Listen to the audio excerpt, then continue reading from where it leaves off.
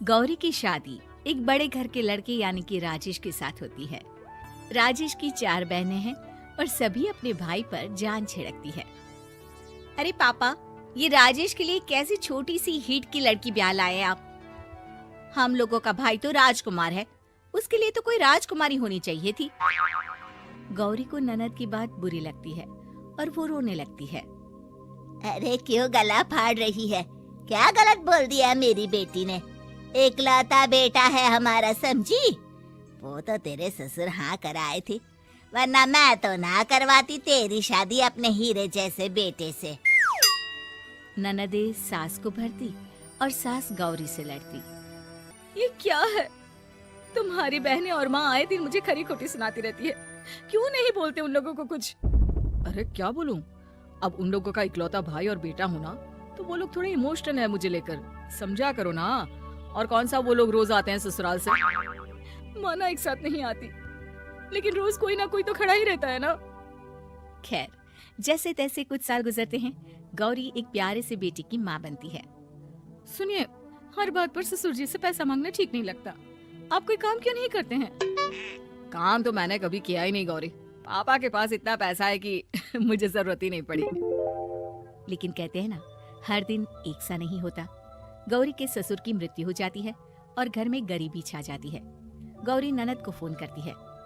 दीदी, अब जीजा जी को बोलकर इन्हें कहीं नौकरी दिलवा दो ना, घर चलाना मुश्किल हो रहा है।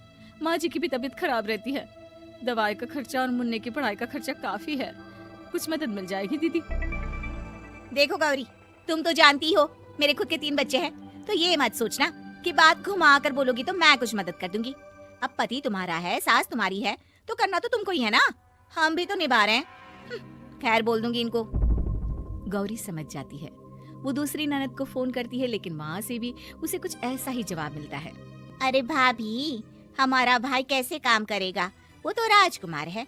बस आप जरा माँ का ख्याल रखो, उन्हें कोई तकलीफ मत होने देना। बाकी करते हैं बात आराम से। गौरी के सामने संकट आ जाता है कि वो कैसे अपना परिवार चलाए। ना पति काम करना चाहता है और ना ननदे मदद। फिर एक रोज गौरी की सहेली कहती है, गौरी, मैं ना एक फैक्ट्री में काम करती हूँ, तुम्हारी परेशानी समझ सकती हूँ। क्यों नहीं तुम भी मेरे साथ वहाँ काम करती? अरे लेकिन मुन्ना तो छोटा है ना। तो क्या हुआ, तेरी सास और पति तो घर पर ही हैं, वो लोग संभाल लेंगे। तू चल मेरे साथ। गौरी ने अब काम करना शुरू कर दिया था, लेकिन उसका सपना अपने बेटे को अच्छी शिक्षा देने का था। गौरी अपने भाई से कहती है, भाई, आपके बच्चे जिस स्कूल में पढ़ते हैं उस पर मेरे गौरव का भी एडमिशन हो सकता है क्या? अरे कैसे बात कर रही है गौरी? जितना तू कमाती है उतने में तो तेरा घर भी नहीं चलता। तू कहाँ इतने महंगे स्कूल का सपना देख रही है? लेकिन गौरी भी कि वो किसी न किसी तरह अपने बच्चे को अच्छे स्कूल में पढ़ाएगी। माँ जी, ये मेरे गहने हैं, मैं बेच रही हूँ। गौरव का कल एडमिशन है। अरे वो तो ठीक है गौरी, लेकिन आगे की फीस कैसे मैनेज करेगी? और ज्यादा मेहनत कर लूंगी माँ। गौरव कुछ बन गया तो हम लोगों के सारे दुख दर्द दूर कर देगा। गौरी, हम लोगों ने तुझे गलत समझा, लेकिन तू ही थी जो ये घर लेकर चल रही है, वरना कब की अलग हो जाती। गौरी सास की ओर मुस्कुरा कर देखती है। आप भी तो मेरा साथ दे रही है ना। अरे कभी खाने में अंडा या मुर्गा भी खिला दिया करो, क्या रोज रोज पत्ता खिलाती रहती हो? अरे शर्म तो आती नहीं, सारा दिन बहू काम करके पैसे लाती है, खुद तो कुछ करता नहीं, ऊपर से मुर्गा खाना है इसको। गौरी अपना घर चलाने के लिए तो पर्याप्त पैसे कमा लेती है, लेकिन बेटे के महंगे स्कूल, कोचिंग और उसकी डिमांड पूरी करने के लिए उसे लोगों से पैसे उधार लेने पड़ते।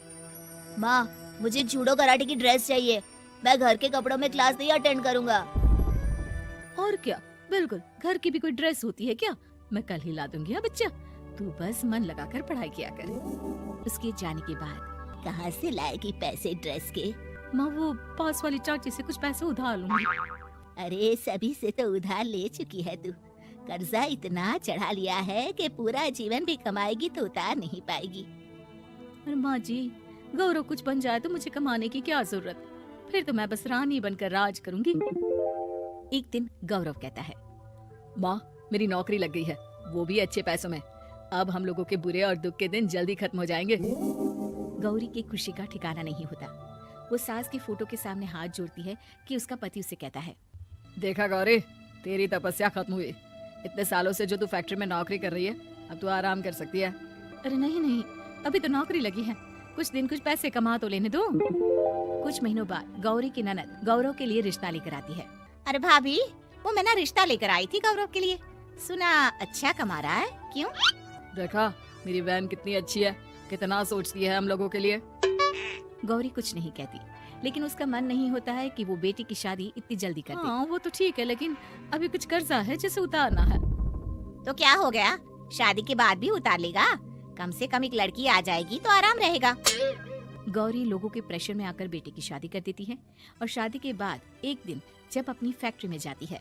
मैनेजर साहब, कैसे इस फैक्ट्री में 22 साल काम कर लिया पता ही नहीं चला। अब तो बेटा सेटल हो चुका है, नौकरी की जरूरत नहीं है। लेकिन आप सभी का शुक्रिया।